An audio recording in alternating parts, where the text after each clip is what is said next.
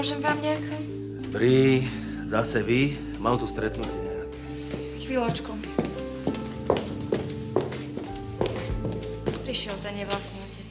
Môže? Jasné. Poďte. Dobrý deň, vítajte. Saša Alexieva, nech sa páči, sadnite si. Pri, nemám veľa času, tak poďme na to rýchlo, nech to vybavíme. Takže vy ste zápasník. Bol som. A aký šport robí Peťko? Peťko?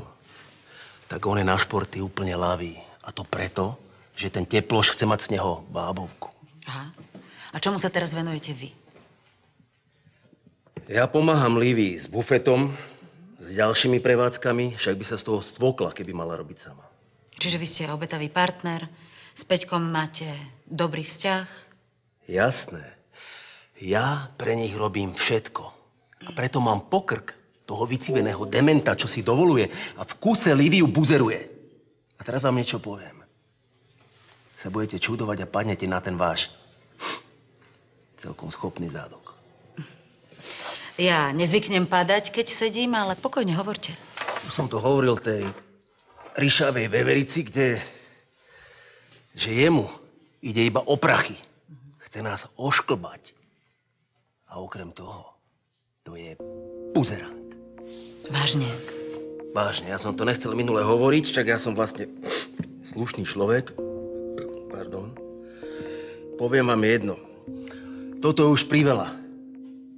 On si tam trtoší s tými chlapmi a hen takýto človek má mať pri sebe toho chalana. Však to je hnus. Ja si myslím, že existuje pre Peťka oveľa horšia alternatíva, ako žiť s milujúcim otcom, hoci je homosexuál. Ale prosím vás, čo môže byť pre neho horšie, však sa tam steplá chlapec. Horšie pre chlapca, ktorý je podvyživený, u ktorého je podozrenie, že je ťažký alergik, ktorý nezvláda školu, potrebuje veľkú starostlivosť. O mnoho horšie pre ňoho je žiť s násilníkom. Čože? To o kom hovoríte? O vás. Čo ste si mysleli, že ma odrovnáte informáciu o tom, že pán Rúško je homosexuál? Aj my si vieme zisťovať veci. A aj o vás sme si toho zistili viac než dosť. Ale už sa bojím. A čo také ste sa dozvedeli, moja? Ja nie som žiadna vaša moja.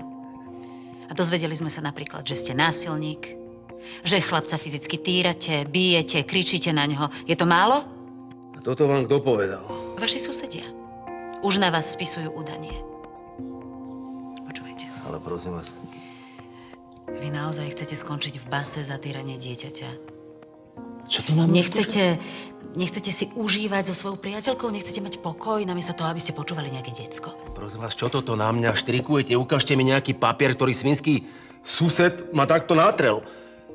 Len aby som ja nepodal trestné oznámenie. Ale veď nemusíte sa hneď vyhrážať. Ale ja sa nevyhrážam však. Povedzte mi pravdu. Naozaj máte s Peťkom taký úprimný a vrúcný vzťah? Mám. A Liviu mám rád. A nechcem sa kúkať, ako sa trápi. Ale veď to tak nemusí byť navždy. Vy si vyskúšate tento model a ak vám to nebude vyhovovať, tak počase môžete opäť požiadať o zmenu starostlivosti. Pre Peťka by to momentálne bolo to najlepšie riešenie. Pre toho vyciveného dementa by to bolo najlepšie. Jedine pre neho, pre nikoho iného. Tak.